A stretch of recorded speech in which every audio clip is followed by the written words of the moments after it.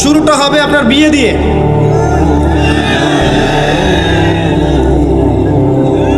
এত এক্সাইটেড হওয়ার কিছু নাই, কারণ এটা এমন একটা বিষয় যেটা করেন নাই বলে এক্সাইটমেন্ট বাড়ছে, করার পরে পস্তাতেও পারেন।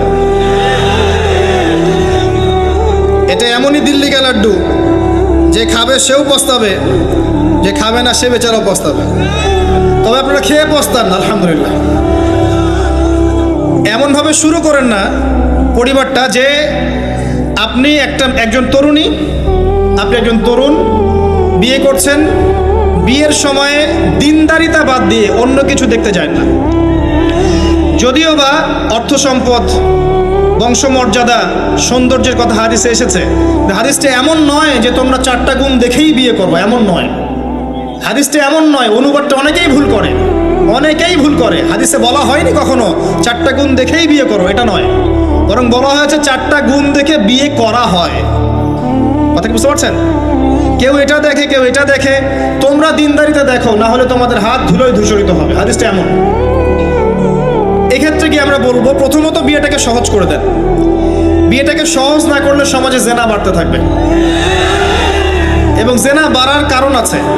যখন পর্নোগ্রাফিটাতে ফ্রি অ্যাক্সেস দেওয়া হয়েছে, মানুষ রাতের বেলা পর্ন দেখতে পারে, কেউ বাধা দেওয়ার নাই।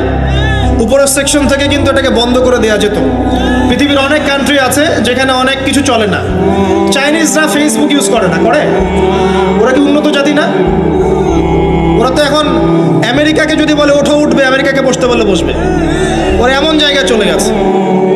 ওই ইউক্রেন ইস্যু নিয়ে আমেরিকা, ন্যাটো আর এই ব্রিটেন আর ফ্রান্স আর ইসরায়েল কিছুই করতে পারবে না ইনশাআল্লাহ।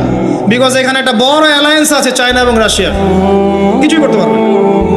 বরং এর উদ্দেশ্য, যে উদ্দেশ্যে এটা কাজ করেছিল তারা, এটাতে সফল হবে না তারা ইনশাআল্লাহ। আজকের টপিক এটা না, আমি এদিকে যাচ্ছি না। মূল বিষয়টা হচ্ছে যে সহজ করতে হবে বিয়েটাকে। উপযুক্ত বয়স হয়ে গেলেই একটা উপার্জনের সোর্স খুঁজবেন আগে। বেকার অবস্থায় বিয়ে করতে যাবেন না, উপার্জনের সোর্স খুঁজবেন।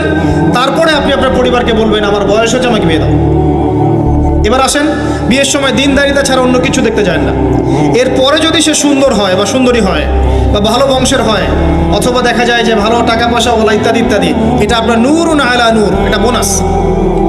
কিন্তু এগুলো যদি নাও থাকে, শুধু দিনদারিতা থাকে, আপনি রাজি হয়ে যান।